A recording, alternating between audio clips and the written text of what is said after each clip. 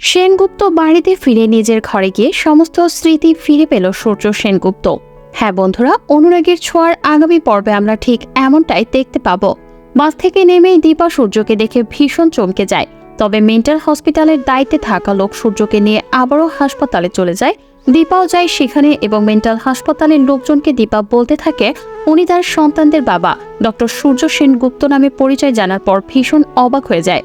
তখন তারা কিভাবে সূর্যকে পাওয়া গেল, কিভাবে এবার সে অসুস্থ হয়ে হাসপাতালে এসেছিল, সমস্ত কিছুর বর্ণনা দিতে থাকে দীপাকে।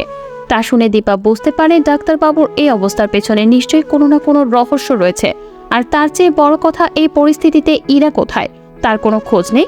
তবে সবার আগে ডাক্তারবাবু পুরনো স্মৃতি ফেরাতে হবে, তারপর জানা যাবে আসল কালপ্রিটকে আর কি বা করলে সূর্যের এমন পরিস্থিতি। এরপরে দেখা যায় দীপা ওখানকার লোকদের বলতে থাকে এখানে থাকলে ডাক্তারবাবু স্মৃতি ফিরবে না, তাকে নিয়ে বাড়িতে ফিরতে হবে। আর এমনটা ভেবে দীপা হাসপাতাল থেকে সূর্যকে নিয়ে সেনগুপ্ত বাড়িতে নিয়ে আসে। তবে অপরদিকে সূর্য কাউকে চিনতেও পারে না, আবার কাউকে কিছু বলতে পারে না। দীপা বুঝতে পারে ডাক্তারবাবুর পুরনো স্মৃতি ফিরতে বেশ সময় লাগবে। এরপরেই দেখা যায় সূর্যকে আস্তে আস্তে নিজের ঘরে নিয়ে যায় দীপা। নিজের ঘরে ঢুকে চারদিকে তাকিয়ে থাকে সূর্য। ঠিক সেই সময় সূর্যের মাথায় ভীষণ যন্ত্রণা হতে থাকে। ঘরের চারদিকে ঘোরাফেরা করে সূর্য এবং সবকিছু দেখে সূর্যের একটু একটু করে মনে করতে শুরু করে।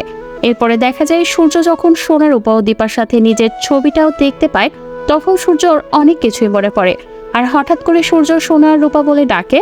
তখন সূর্যের কাছ থেকে সোনার রূপা ডাক শুনে ভীষণ চমকে যায় দীপা আর বলে, ডাক্তারবাবু আপনি আপনার মেয়েদেরকে চিনতে পেরেছেন, আপনার দীপাকে চিনতে পেরেছেন? তখন সূর্য বলে, হ্যাঁ আমি সমস্ত কিছু চিনতে পেরেছি। তো বন্ধুরা, ঠিক যদি এমনটি ঘটে যেন সূর্য বাস স্ট্যান্ড থেকে দেখতে পেয়ে সেনগুপ্ত বাড়িতে ফিরে আসে এবং সূর্য নিজের ঘরে গিয়ে সমস্ত কিছু আবারও ফিরে পায়, আর যদি এমনটি ঘটে তাহলে সেটা দেখতে আপনাদের কেমন লাগবে অবশ্যই কমেন্ট করে জানাতে পারেন। ধন্যবাদ।